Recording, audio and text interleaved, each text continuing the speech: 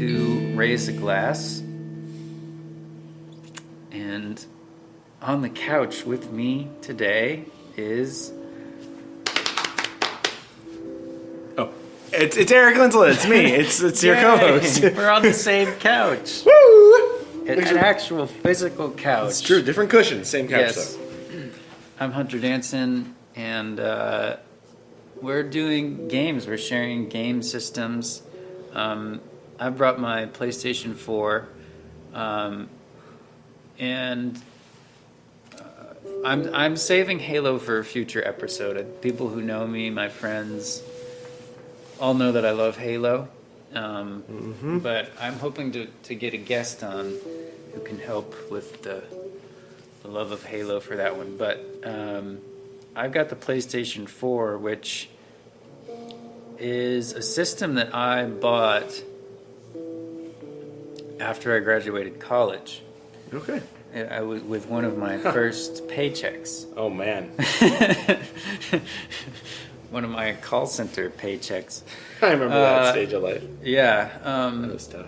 And this game that I'm going to share with you is probably the reason that my wife and I bought a PS4 instead of an Xbox One. And this game is The Last of Us Remastered. It is a game that originally came out on PlayStation 3. I don't know if you've heard of Uncharted. Yep. Series. This is the same studio. Oh, nice. Except The Last of Us is a zombie apocalypse game instead of a treasure hunting adventure game. Yeah. And Gotta be honest, the only reason I know about Uncharted is because of the movie. oh, there's a movie? Yeah, it's a good one. It's Oh yeah, with Tom Holland, right? yeah, it's fun, and Mark Wahlberg. Yeah. So I'm just gonna give you a taste of this music.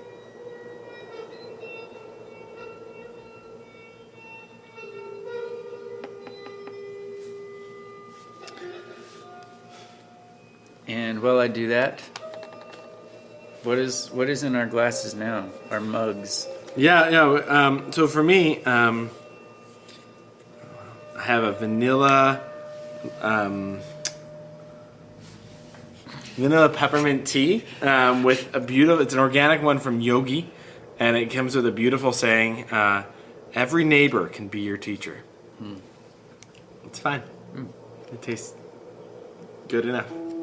I have a ginger turmeric tea.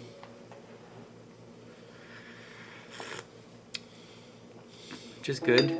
We drink a lot of ginger turmeric tea at home, so it's comforting. It's just like I feel like this is maybe less in line with the game than I don't know. I quite like this music. It's with the tea. yeah. Okay. I don't know. There's something very Sounds like a relaxing zither. about it, and it is foreboding. And if you know anything about The Last of Us, you know that it's not really a happy game. Yeah, we're looking at a dilapidated window with Yeah. flies going around and curtains rustling, ripped curtains rustling, and plants growing through it. The cracked glass. But it is a mood. And I used to listen to this music on my way to work in the car early in the morning. It's just, I don't know, it just, I don't know if I would, it's relaxing to me, even though it's not happy. It's contemplative. I mean, I think the best way to really introduce this to you is just have you play the first Oh no. 20 minutes or so. And don't play on that difficulty. That's grounded. You probably want easy or normal. Well, I am terrible at single player games. Well, So, the nice Sure. thing about Naughty Dog, which is the studio that did this game, is that they make it fairly accessible. So my first contact with this game was my brother-in-law playing it, and Kim and I both just kind of watched him. Graphics are so much better than the PS2. Tommy, listen to me. He is the contractor. He's the contractor, okay? I can't lose this job. I understand. Let's talk about this, okay? We'll talk about it. I'm getting pretty freaked out right now. There's got to be something that comes up that's... It's the first 20 minutes of cutscene. It's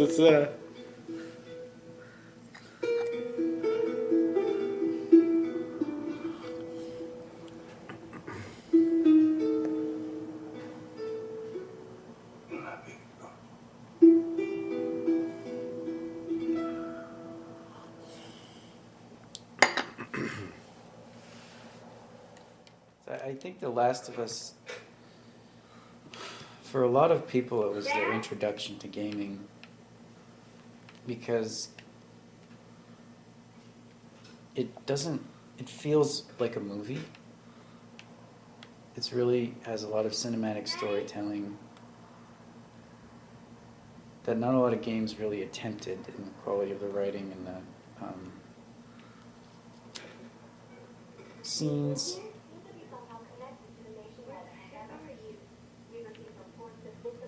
The attention to detail in the environments. I'm like freaking out right now. I'm so stressed. Okay, so it won't let you go out the front door. And I don't know if The Last of Us is one of my favorite games. I do like it, but not as much as I used to. But I think it was really my introduction to PlayStation 4 and more modern gaming. So stressful.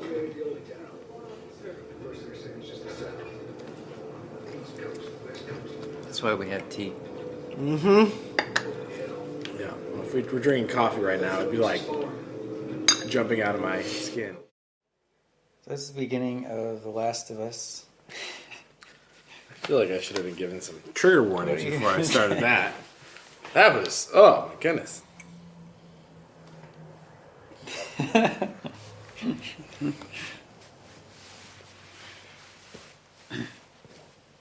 I remember when Kim's brother was playing this, we just kind of sat down and watched. Because it is a game that you can just watch. Yeah, no, it feels like a movie. Yeah. And so after that, like we really wanted to play it because it's a very engrossing story. It just kind of makes you sit down and watch it, listen, play it. And then I think the next time I played it was at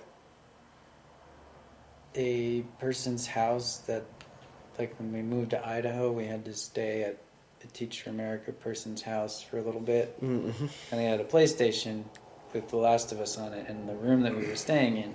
And he's like, yeah, you can go ahead, play with it. And we played almost the whole thing in like a couple nights.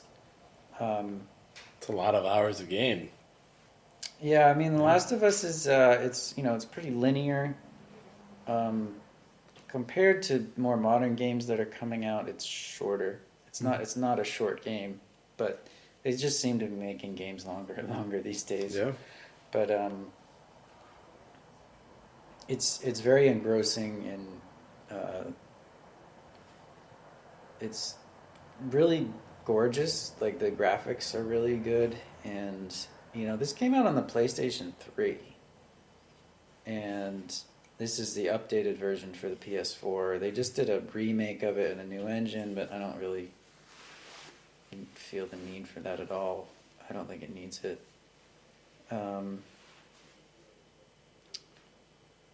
But it's really just like a playable movie is how it's going to set out.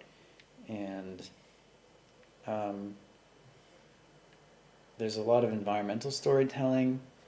Like, I think the details in the world are what really get me. Yeah. When you're walking up to a puddle on the ground and you can see the reflection of different things as you move your mouse, as you move the controller around. Yeah, the lighting And there's graffiti that does storytelling about, the Fireflies, who are this militant group that kind of springs out of the apocalypse. And it's like the dilapidated architecture and stuff. Everything is aged. Yeah.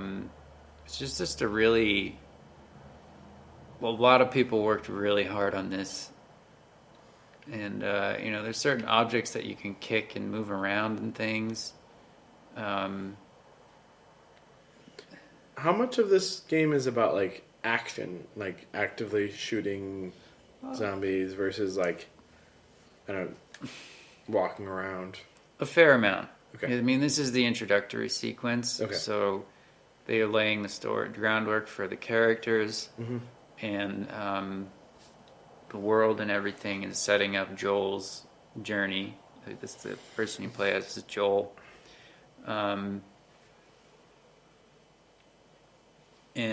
But there is a lot of combat. You fight people, and you fight zombies. There's various classes of zombie, and it's a pretty unique iteration of of zombies. It's kind of like a fungus, so you'll see like the fungus will like grow on the more advanced zombies. They're like walking fungi almost. And then I played it again when we bought our PlayStation. And honestly, I don't feel like I need to play it again. I tried to play it on Grounded, which is the hardest difficulty. It removes like all of the UI elements. You die in pretty much like one hit, and What does UI stand for? user interface. So Okay. like in combat situations, you don't have it here. There'll be like a health bar. Mm-hmm. And it'll show you, how much ammo you have left in your gun and that sort of thing. In Grounded, it doesn't show you any of that, so you have to count your bullets, and Well, that sounds challenging. you have to like keep track of Joel's like health by the way he looks. Like he'll start, limping or something if he's low on health. But I think it shows its age in Grounded in the higher difficulties. Just because the way that they do the stealth and stuff, the AI is not very advanced, and the only way they can really make it harder is just to make it almost impossible to play. But if you're not really a person who plays games that much, or you don't really see yourself playing games, I think that The Last of Us is a great can really show you what games can be. They're not just it's not all about showing off your skills and that sort of thing. It can really be a really unique way to tell a story, because that's really what The Last of Us is all about, is telling a story. And that's what Naughty Dog is really known for. They're not known for necessarily great gameplay. In fact, I think their gameplay is kind of basic, but there is a lot of detail to make it really immersive and to really, immerse you in a story in a way that you don't really get in a movie. Like, you don't have to manage your health in a movie. Mm-hmm. You don't have to struggle to get from point A to point B in a movie. So it can be, a very immersive experience that's quite, maybe has more breadth than watching a movie or a TV show. Yeah. And I think so. Last of Us was really kind of my entry point into more modern games. I haven't played the second one, and honestly, I don't have much interest in it because it looks incredibly depressing and nihilistic, even more so than this one. Is it happened before or after this one? After. Okay. And the world doesn't get fixed? No.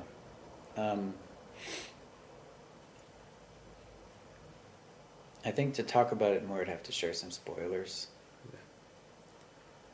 Oh, we are a spoiler-filled podcast. This is true. So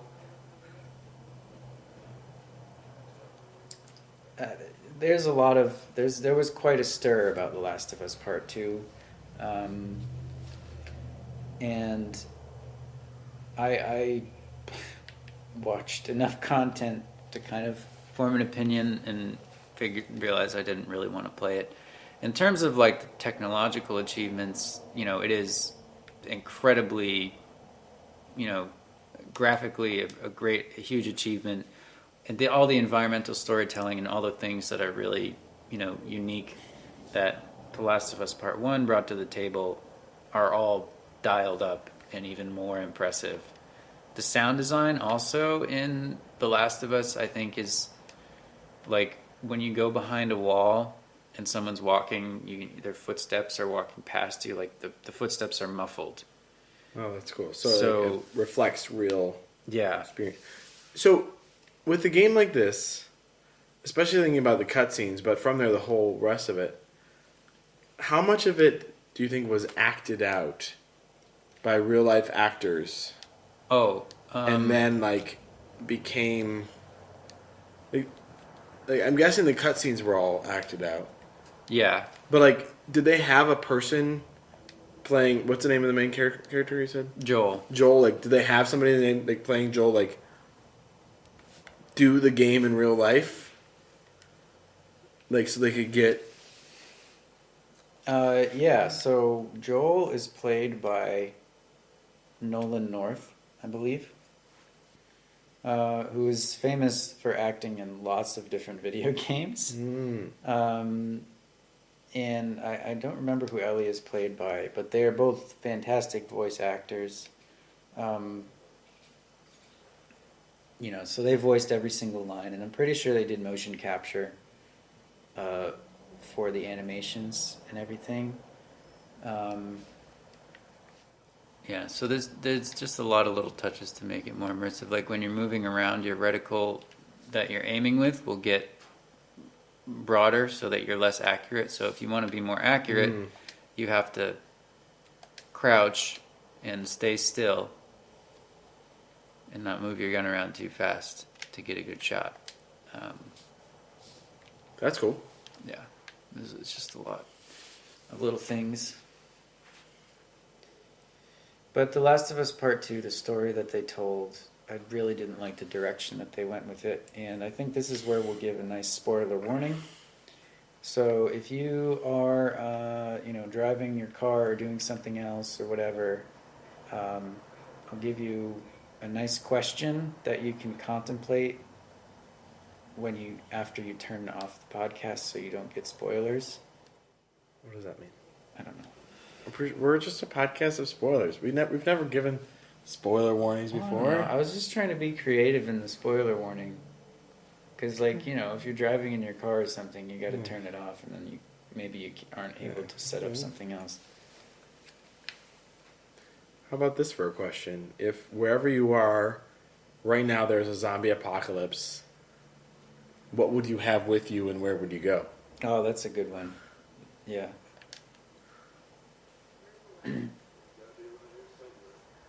So, at the end of The Last of Us Remastered, Part 1, whatever version, Joel brings Ellie to the Fireflies because Ellie, who is the girl that you become kind of like her father.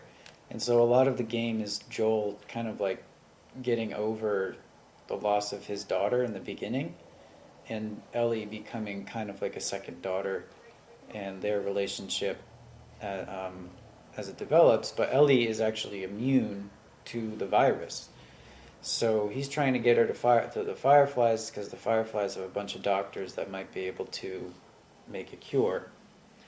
And it's sort of ambiguous, but basically when they get to the Fireflies, Joel is captured and detained, and then Ellie they do an operation on Ellie, presumably without her consent. And Joel breaks out and kills everybody in his way and saves Ellie. And he doesn't tell her what happened. and it leaves it very kind of open to interpretation. And in my opinion, it's kind of like the best ending that they could have come up with. But in The Last of Us Part 2, they kind of say more or less explicitly that what Joel did was wrong and that he shouldn't have done it and that he was kind of a monster for doing it, because you can kill the doctors at the end of The Last of Us Remastered. I can't remember exactly if you have to kill them or not to advance it. But, you know, in my opinion, Joel was, you know, maybe he shouldn't have killed everybody, but he was kind of justified. Like, the Fireflies should have asked Ellie before operating on her if it was going to be a life-threatening operation, and they shouldn't have, you know, locked up Joel like that. And in, you know, Part 2, they just seemed to make Joel out as kind of a, you know, he's sort of a villain to another character that they introduce, and there's not really, doesn't seem to be any real redemption or room for mercy or grace. And obviously I didn't play the game, so I don't have a full perspective. I would recommend, if you care about The Last of Us and The Last of Us Part 2 interpretations in that thing, I'd recommend, and I'll put it in the show notes, a video by Lady Knight the Brave, who does like a pretty good analysis of the games and the story. And it just seemed like it was even more violent, Last of Us Part 2. I believe it came out shortly after Russia launched its offensive on Ukraine.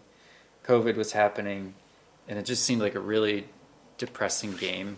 Yeah, bad time for it. So it still sold a ton, but there were rumors of a lot of crunch at Naughty Dog too, like people working awful hours to finish it on time and that sort of thing. And I also wasn't really in a place where I was trying to play less games, and it just seemed like a really long, tedious slog that I didn't want to subject myself to. And so, you know, if you enjoyed it, I'm glad that you enjoyed it. But instead of getting Last of Us Part 2, I tried to play Last of Us Remastered on grounded difficulty, and I got a fair amount, but I got to a point where it was just not really worth it to me to keep struggling through. Yep. If I was younger, I had more time, maybe, but Is the infection spread by being bit? yes. They're like classic zombies in that way. You got to shoot them in the head, and if you get bit, you die. Various characters get bit throughout The Last of Us. Are the zombies stupid in this game? More or less, yeah. Okay, I was like, a lot of these like hidden entrances aren't that hidden. Yeah. The zombies are not really smart, you know what I mean? They're dead people, so... They're undead. Yeah, Sure. but there are zombies that have like really good hearing, so if you're in stealth, you have to be like really quiet. You can't knock like bottles and stuff will make you be detected and they'll come towards you. So sometimes you have to throw a bottle and then like sneak around. It's not exactly the most complicated like combat system, but I think it does the job of like immersing you and telling a story. You know, which is really all it needs to do in a game like this. Its job shouldn't be to be absolutely everything. Yeah. So here's maybe a tidbit that can help transition us to the next game. Have you heard of the 30 Seconds of Fun? No. So, 30 Seconds of Fun is a concept that was coined by a Halo developer. I'll put a link in the show notes for a more detailed citation. But it is the idea that, you know, when you're designing a game in the gameplay, if you can try to create 30 seconds of fun in a game and then have it happen over and over. So like a 30 seconds of fun in Halo would be dodging a hunter and going around to its back and shooting it with the pistol and killing it. And then you have those 30 seconds of fun moments strung throughout a game, or like in Dynasty Warriors, pulling off a big combo and something, and killing a bunch of enemies in a cool way, and that's the 30 seconds of fun. And so games will, if they don't have a great 30 seconds of fun loop, like, Last of Us, it's not really focused on the gameplay as much as it is the story. So The Last of Us really focuses on gameplay, not necessarily for gameplay's sake, but as a way to tell the story and immerse you more in the world. Whereas the next game that we play, which is Overcooked, I know this one is all about 30 seconds of fun and cooking. This is a fun one. This is I think the first time I ever saw this was for the Switch. Oh yeah.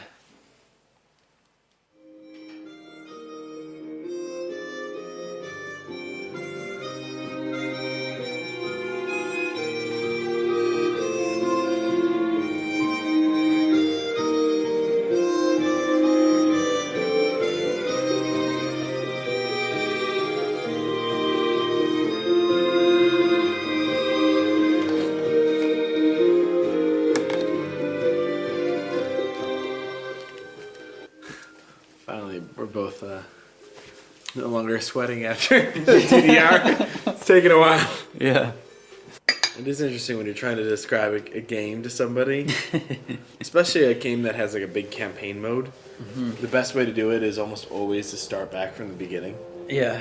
And that used to be one of my favorite things when I'd go to friends' houses. And I grew up as the youngest kid, so I grew up watching people play games. Mm-hmm. I loved going over and having them restart a game so I could watch from the beginning. Because I think I've always liked the story and the world-building piece of that. Yeah. So now we're going to play Overcooked, which is a cooperative cooking game where you have to work together and cook meals for orders that come in pretty ridiculous kitchens. There's one that is like two rafts on a river that are going out and bumping into each other, and the ingredients are like split, so you have to keep going in between the rafts and try not to fall into the river. It's one of the two buses that does something similar in that. Yeah, right? yeah. There's one in space. You're in a space shuttle, and you have to press a button to rotate the ingredients around that you need, and the cutting boards and the everything. And Overcooked is a game that my wife and I played together, and we completed every single one. We think we're pretty good at Overcooked, and we're currently going through Overcooked 2, which is taking us a lot longer because we have kids now. But we 3-starred every single level on Overcooked 1, and it's just I love the music. I love the ridiculousness of it. It's just a really cute game. And it is a game that is a couch co-op game, which you don't get too many of these days. Yeah. And it's on multiple systems, right? This one's... Yeah, Overcooked is on, I think, on pretty much everything. Are most games on everything nowadays? Yeah, more and more. Even, PlayStation exclusives are coming to PC now. Okay. Like, Horizon Zero Dawn. Is that a pumpkin? Is that an onion? It's an onion, yes. The Onion King. This is the end of the times. And the beast is approaching. We are all that stands between the Onion Kingdom and total annihilation. Whoa. I didn't realize we had such a big Kevin, role. the dog, says, "Arf." We must work together to feed. Uh-oh, here it comes.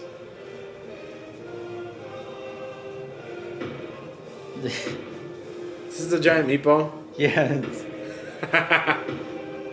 Giant meatball with a mouth. The ever peckish has awoken. Somebody had a lot of fun making this game. Yeah. Many people had a lot of fun making this game. Clearly, I am the weakling in this game. I'm an Overcooked pro, so. But they design the levels very creatively so that you need two people to do it. One person can't do it on their own. Yeah, I was thinking about my wife and I pick up a 2-player game, cooperative game, every so often just to see how our relationship's doing, how well we can do. It's a game where we're trying to describe words to each other and get it, and guess it. Code names? Codenames duet. Yes. Yes. That's important to us to make sure help us get back on the same page. You can see how this could do something similar. Mm-hmm. I'm sorry, we weren't good enough, and so we got sent back in the past. Yes, we need to practice and become master chefs.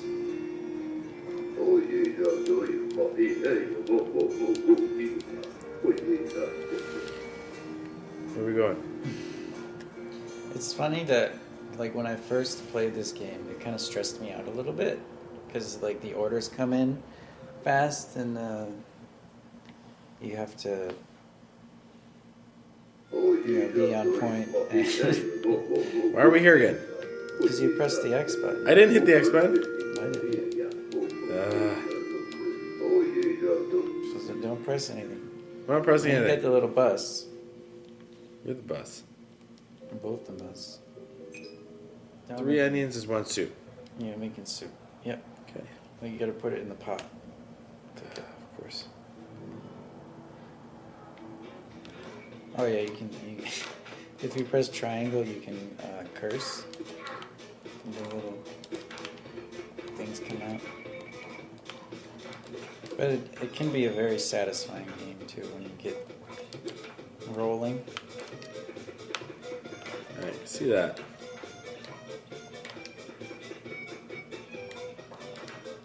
And I actually saved one level that my wife and I did that was like it was a very complicated level, but it was very satisfying to do it all correctly.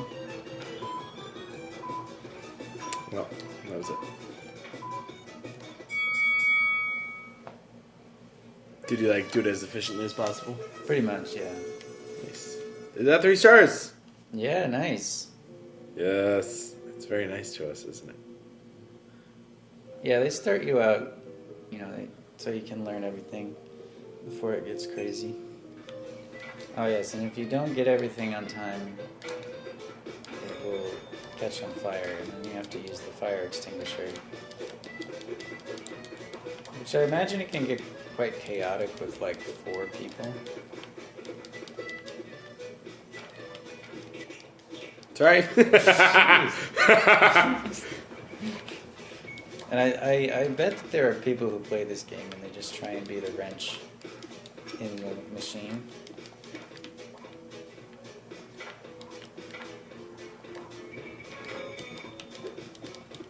Because you could really mess things up if you really wanted to. But neither my wife and I play that way. Well, why would you do that when you're playing a cooperative game? I know, right?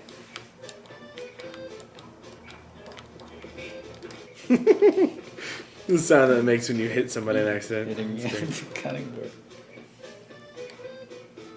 We've already gotten the 3-star thing, and we've got 30 seconds left. Yeah, well, if you fail orders, you lose No. points. You get negative points. Come on. Here, get it. Ah. 200 points, though. Yeah. Nice. I can do a couple more of these just to feel confident, then we can go to the next game. Okay. It's fun to play this, because we've been playing Overcooked too. And it's a really, Overcooked 2 is good. Oh yes, this is a pirate ship level. I love the pirate ship. I think as often happens with sequels, they will. Yeah, this is the hard part. Woo. They will, in an attempt to add new things and stuff, sometimes it gets a little overcomplicated. Like the sequel to Horizon was kind of like that for me. And there's not really much to pour out for Overcooked. It's just really great concept, executed quite well. I think there's some moments in the gameplay that can be a little awkward, like when you select the wrong square, or when you put an ingredient on like the corner and you can't quite grab it. But other than that, it's really not much. Just a really great little game. It's not trying to be anything more than what it needs to be. Here, go. I can't get the... Oh yeah, we gotta get on that mushroom. I might feel that one. Ah! Oh, well, oh man. I guess we weren't fast enough. Need one more soup, probably. Yeah.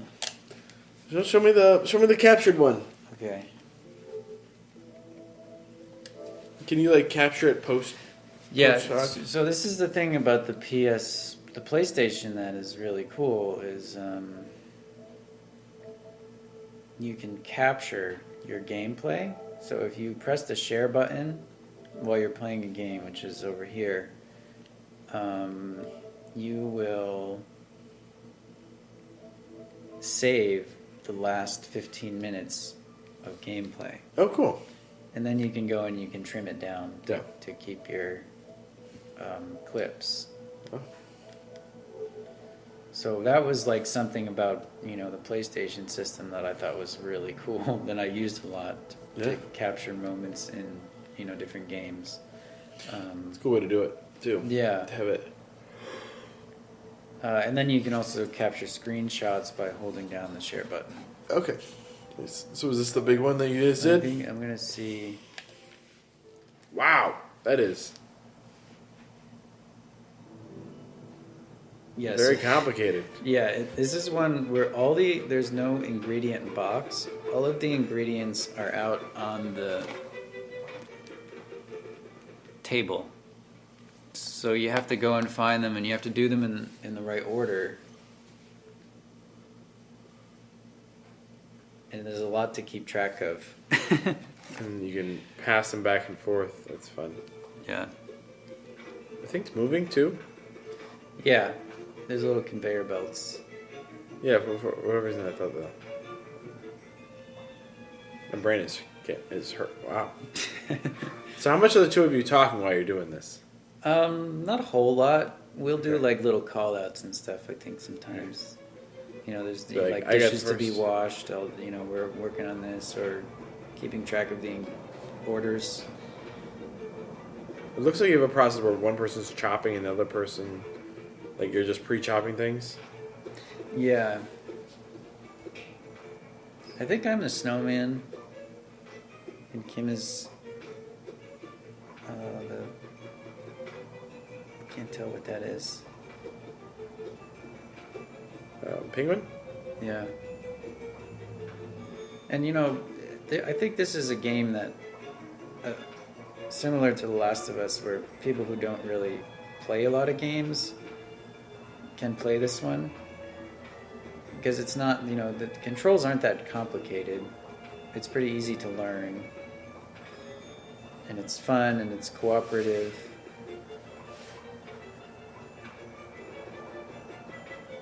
Definitely much lower expectations for people than other ones. Yeah, but there are levels where like getting 3 stars is quite hard. Yeah.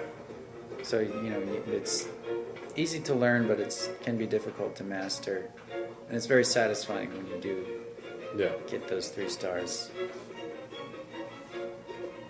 Oh, you can stack plates? Mm-hmm.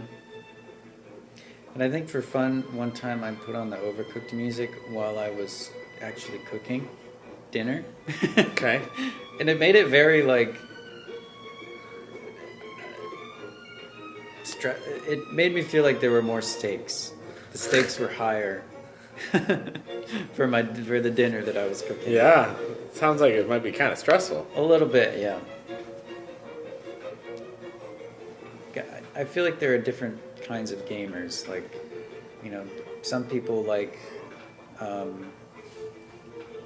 big RPGs or, you know, JRPGs that have a lot of stats and things that you can maximize. You know, like in what can I remember? Dynasty Warriors? Yeah, Dynasty Warriors.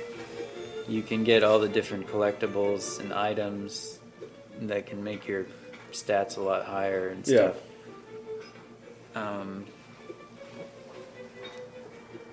In the, you know, resource management and that sort of thing.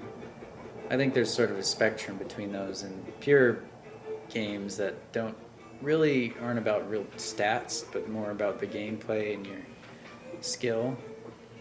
Yeah. So I played a lot of shooters and things. So like Last of Us is, you know, kind of a third-person shooter that's more about storytelling than it is about shooting things.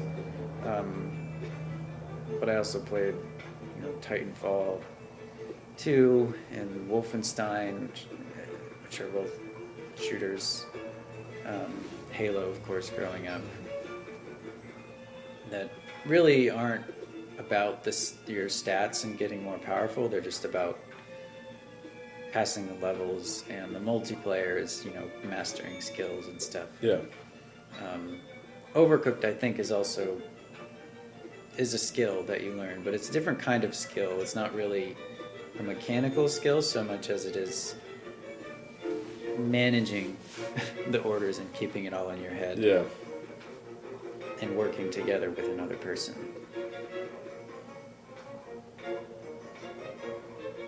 It's a really unique experience to share. I don't think there's many other games that can give you the experience that Overcooked gives. And such a cute package. Yeah. So you guys were doing pretty well on this. Yeah, that's why we saved it. It was one of our best. It's just so satisfying to see all the ingredients disappear off the stage as the level goes on. Ah, I can't get that last one.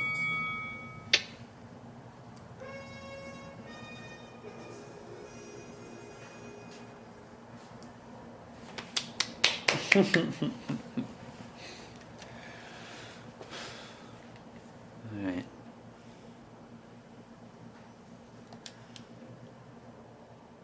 Yeah, so I have other capture.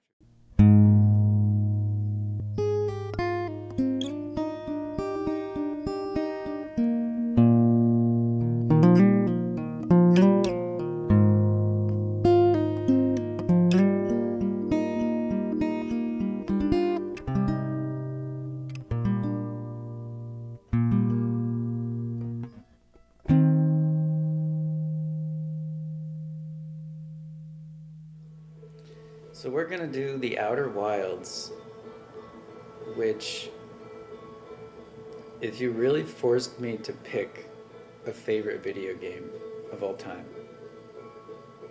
I would pick The Outer Wilds. Really? Yeah. Halo will always be a really important formative experience and something that I probably will play for my whole life.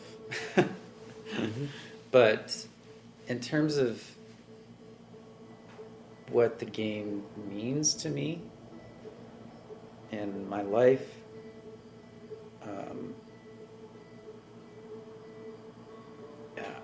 it's Outer Wilds. What is Outer Wilds? So the Outer Wilds is a game about exploring a solar system, and you start out as a little explorer on a planet, and you're going to launch your ship today. So you have to go get the launch codes. and explore this solar system. And if we limit this episode to the length of time that we play this game, it will be exactly 22 minutes long. Because every 22 minutes, the sun in the solar system explodes. Goes supernova, and you die and you wake up again. Fascinating. And there is a in-game reason for why you wake up. There's a lore, and this game follows in the footsteps of games like Myst that are kind of like exploration story games where the way that you progress is not by leveling up or beating a challenge or a boss or something. The way that you progress is by exploring and learning about the world and solving puzzles. So Okay. you can technically get to the end of the Outer Wilds within 8 minutes. They're 8 or 10 minutes. But when you start the game, the end is available to you. But you progress by exploring the world and learning about it and finding out more about what has happened to a previous group of aliens that lived in the solar system, and you figure out why the sun is exploding and solve the mystery. And I think what's really unique, first, what drew me to this game, I saw some reviews and things. The game has a Newtonian physics system. So each planet has its own gravity, Okay. and you have a ship that you fly around in, and it behaves like an actual spaceship. So if you start moving in one direction, you will keep moving unless you stop yourself. Or you're pulled in by gravity. Yeah, or you're pulled in by the gravity of the planets or the sun. I have fallen into the sun many times when I was trying to get a particular achievement.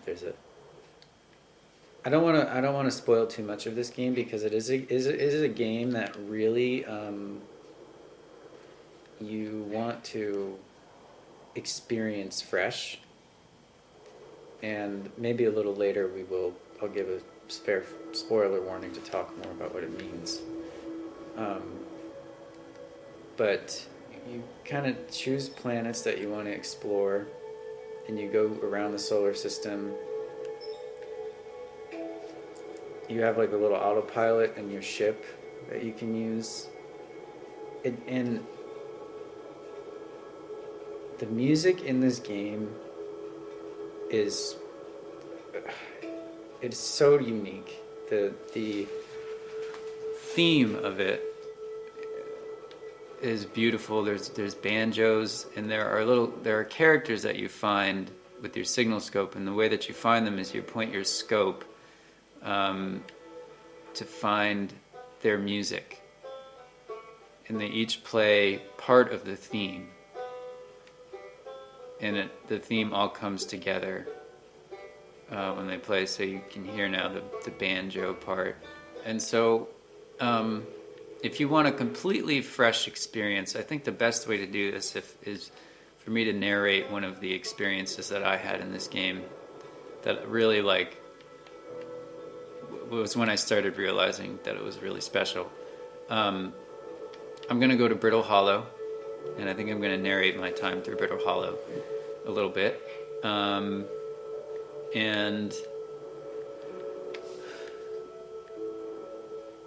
so if you want a completely fresh experience when you play this game, shut off the podcast now. But if you don't mind a little bit of spoileriness, I don't think it'll totally spoil it, because it's one of the things I think a lot of players do in the first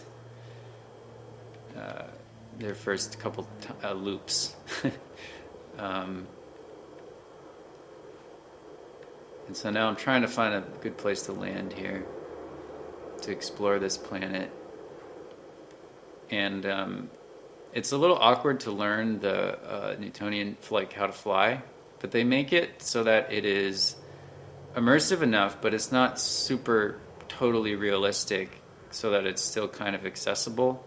like, because the scale of the solar system is small enough where it feels big, but it doesn't take you hours to get between planets. So it looks like you're using your thrusters to make sure you're not crash landing. Yeah. So then you get out, you have oxygen, and your oxygen tank is refilled by finding trees.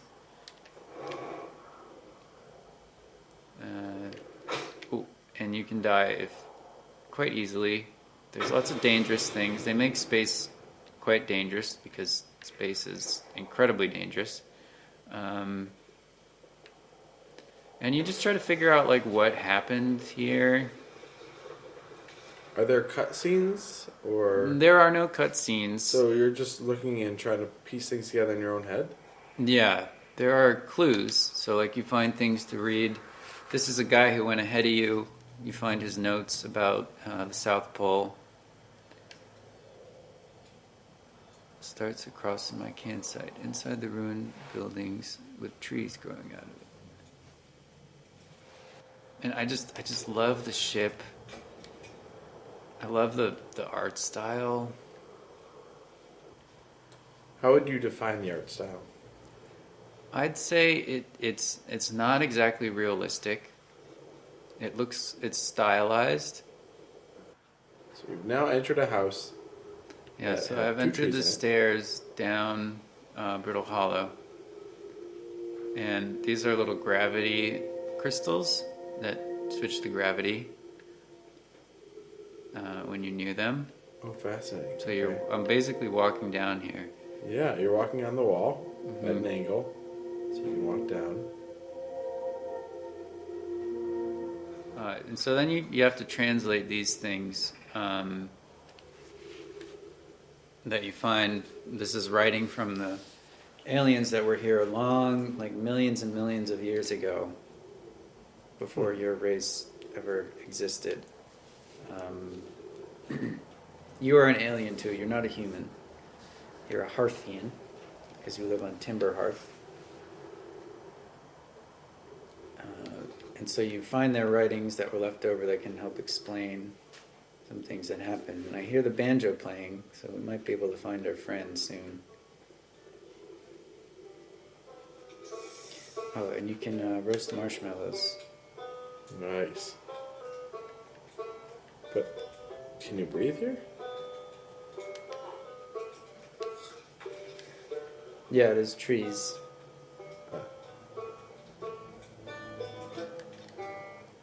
And then you can talk to your friend who's playing the banjo here. Reminds me of History of Future Folk. Mm-hmm. Yeah, so you can see that the hanging city that he mentioned here. It's made of gravity crystals. But in Brittle Hollow, and this is kind of a spoilery part, there's a black hole at the center of Brittle Hollow. And on my first playthrough, I was exploring Brittle Hollow and I was trying to get somewhere, and I fell. And as the time loop goes on, more and more of Brittle Hollow gets sucked into the black hole, and it will. And if you fall into the black hole, you don't die, which is unrealistic, but you come out in this sort of portal. You come out in a different part of the solar system that's like all the way across. So you can see my ship is 11.8 kilometers away. So, I had no idea what was going to happen when I fell into this black hole and I got transported halfway across the solar. I thought I was done. I thought I was just going to suffocate, lose my breath or something, die out in space and get stranded.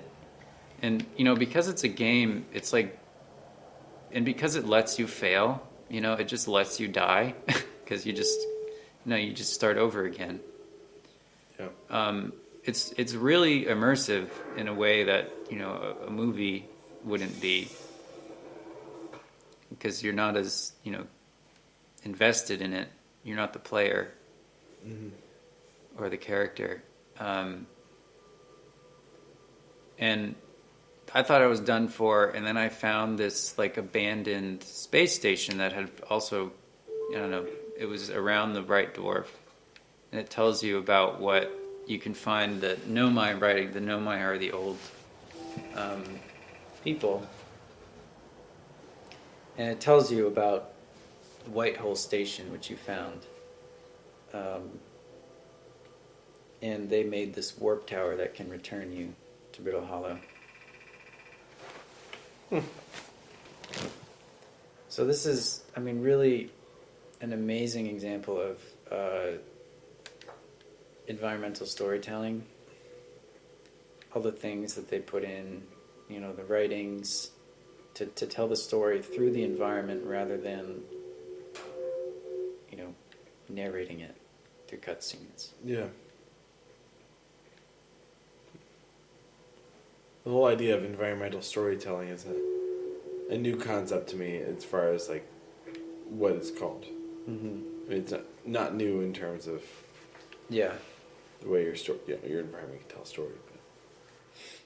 But I like the games that you've chosen. Kind of, I think, do a pretty good job of showing the difference in the stories that impact us, and maybe in the personalities that we have as a result, or because or because of, I don't know.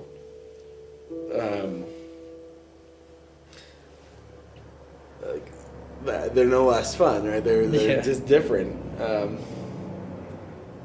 And I'm not sure there would have been any overlap if I had a PS4. As much as I would have enjoyed some of these games, it's a cool thing the way that different things have impacted us. And is this all of these games are then new to you in the last 8 years? Then is that true? Yeah, I guess so. Because they didn't have, there weren't earlier iterations of them on different systems. Mm-hmm. Yeah. Oh, here you go. Yeah, Last of Us was on. Oh yeah. Okay. PS3, but I'd only played it on PS4. And I think, that was really the start of my gaming journey as an adult, because before I went to college, I sold my Xbox. I kind of wish I'd kept it. I wish I'd kept my Guitar Hero controller. And I didn't really touch a game until I broke my leg, and it was our senior year. Yeah. And you mentioned that you were interested in Halo. And I was like, oh, I'm your guy for Halo. Yeah. Yep. And I went and got a used Xbox 360. I think we just put it in your dorm room. We played so much Xbox. Yeah. We played Halos 1 through 4. Including Reach. Yeah.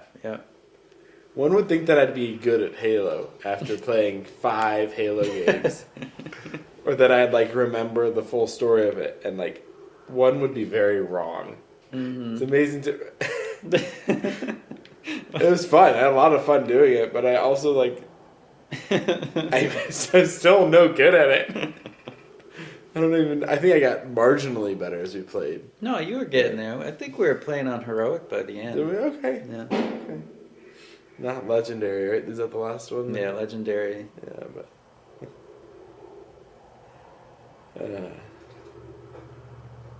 this game very much feels your pace hunter. Yeah. The idea of finding, of kind of solving puzzles and putting things together and not having to worry about tons of people interactions. Mm-hmm. I don't mean any of those bad things at all. I think I might get bored in the act of discovery. Yeah, you do have to have some patience. I would recommend if you play this game and you feel like you're getting stuck, don't look things up. Like, it will be much more satisfying if you can solve it on your own. And it might be a little harder, but it's not, it's not impossible. And it's just beautiful. Like, the style is really kind of timeless because it doesn't go for a realistic style. It goes for... It reminds me a lot of like the Mario universe type of animation. Yeah. It's a little bit more Realistic than that, but it's the same idea. And you can see that each planet is kind of uniquely affected throughout the time loop. So Brittle Hollow, more and more of it gets sucked in to the time loop, to the black hole as the time goes on. The sun gets redder and redder. When you say time loop, you mean in those 22-minute increments? Those 22 minutes, yeah. Yeah. And I think a really important way that this has shaped me and actually shaped my son is we have listened to the music of this. My son has heard the music of this almost every night of his life because it's the music that we play when we're putting him to bed. Okay. So I know the Outer Wilds soundtrack quite well, and he does as well. And it's more than just the banjo? Yeah, it's more than the banjo. There's a lot of different tracks. Okay. You're flying around just and looking at all sorts of things, and I'm noticing that you're like correcting the angle of your character so it looks it's upright, at least in comparison to everything around it. Is there a lot of how do you find out how much time is left before the 22 minutes? Is there a countdown? There's a song that plays at the end. Okay. That will, and the song is actually kind of triggers me a little bit sometimes. Like, I remember I was listening to the soundtrack in the car, and I was like, "Oh no, I only have a few more minutes to live."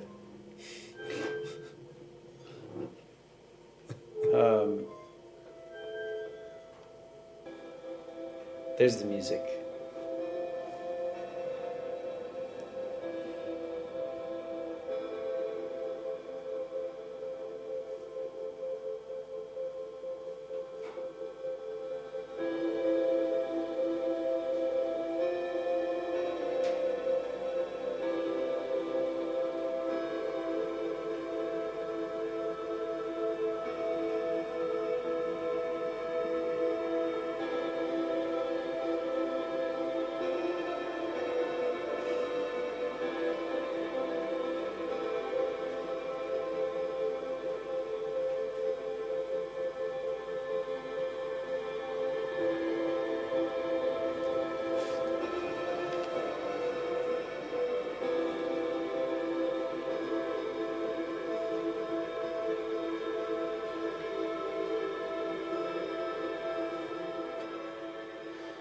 Is this a well-known game in PS4, or is this I think that it definitely had a moment.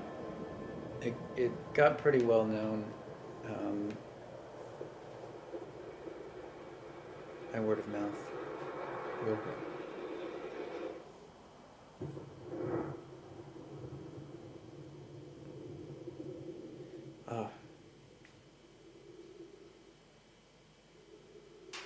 And the way that they light the solar system when the sun goes out is just...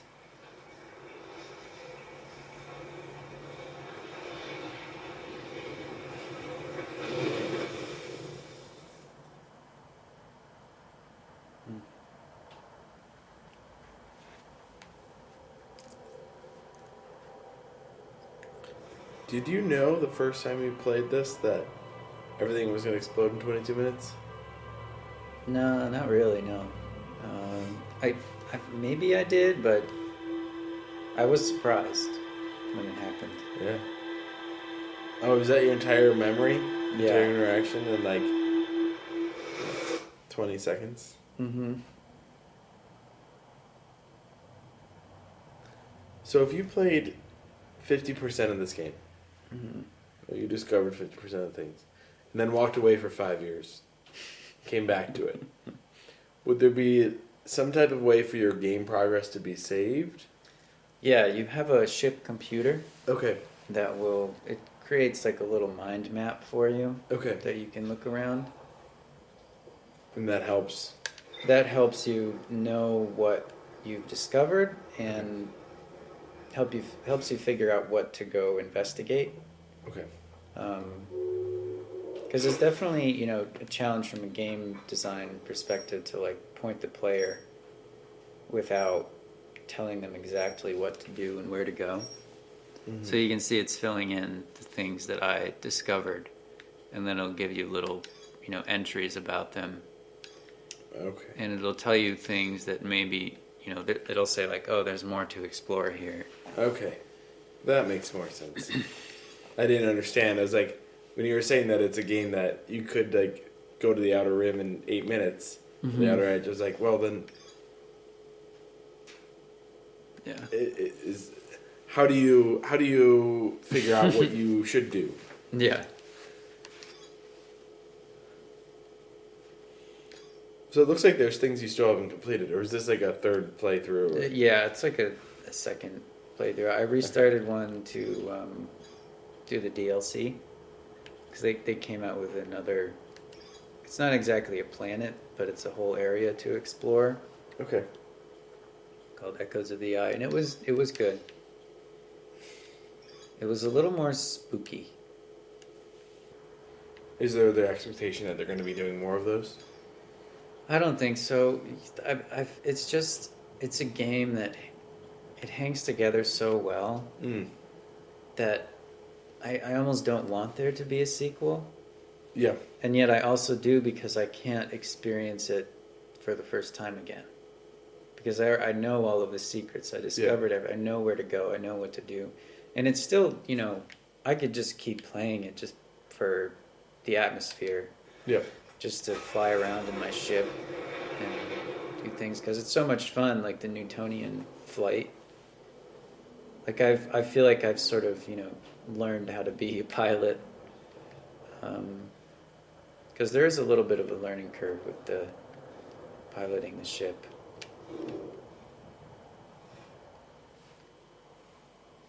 But I think the reason that the end of the game is really a celebration of life, because the whole time you're trying to save the solar system. You know, you're exploring it. The player doesn't really say much, but you know, you meet characters and you know, other members of your race that are your friends, and they're very endearing and like very, very well written. And you don't, this is the big spoiler, you don't really get to save them. But you do find the Eye of the Universe, which is kind of the source of all the spooky things that are going on in the solar system, if I remember correctly. And the ending scenes are just kind of celebrating what your race has accomplished and gives you a glimpse of the next race that is going to inhabit this solar system.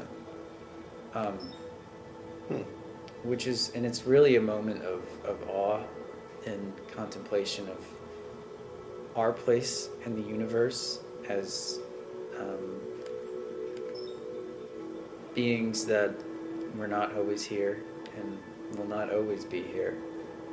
And yet, you know, our life has a meaning regardless of whether you believe in eternity. I think it's hard to argue that your life, if you look in yourself, it's hard to argue, like I can feel eternity, something eternal in me, and I could see that in my son when he was born, and my daughter too. Their life, regardless of what happens,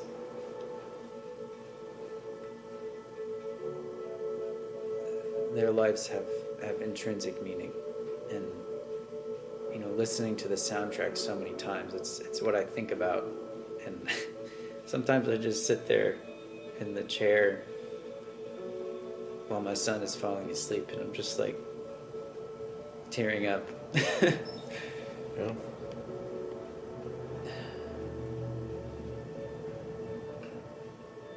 And this is like the only game I've played that really, I think, transcends the medium, which is a bit kind of a big statement, but I think if you play it and really enjoy it, I think you might agree with me.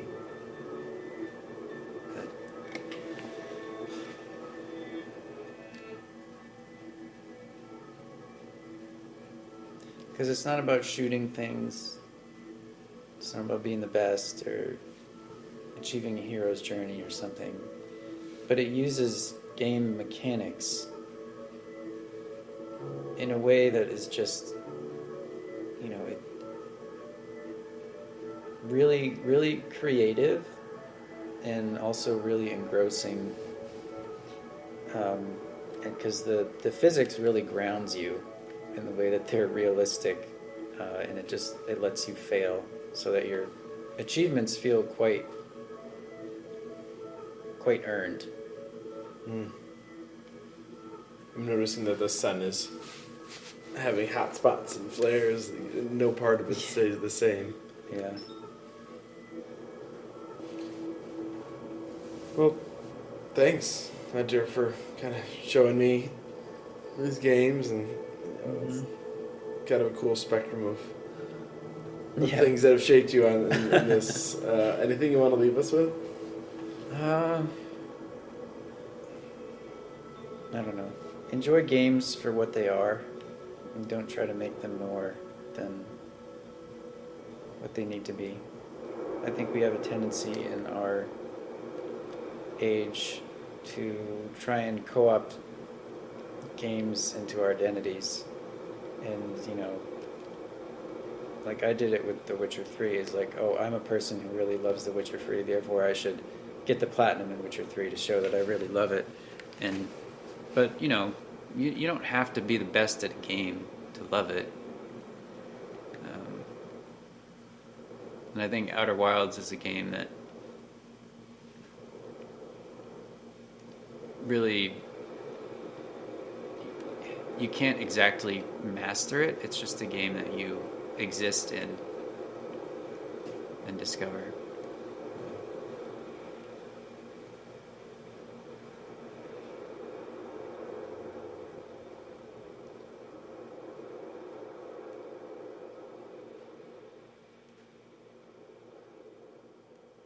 Sorry, I could just keep going in this game. I just love flying around.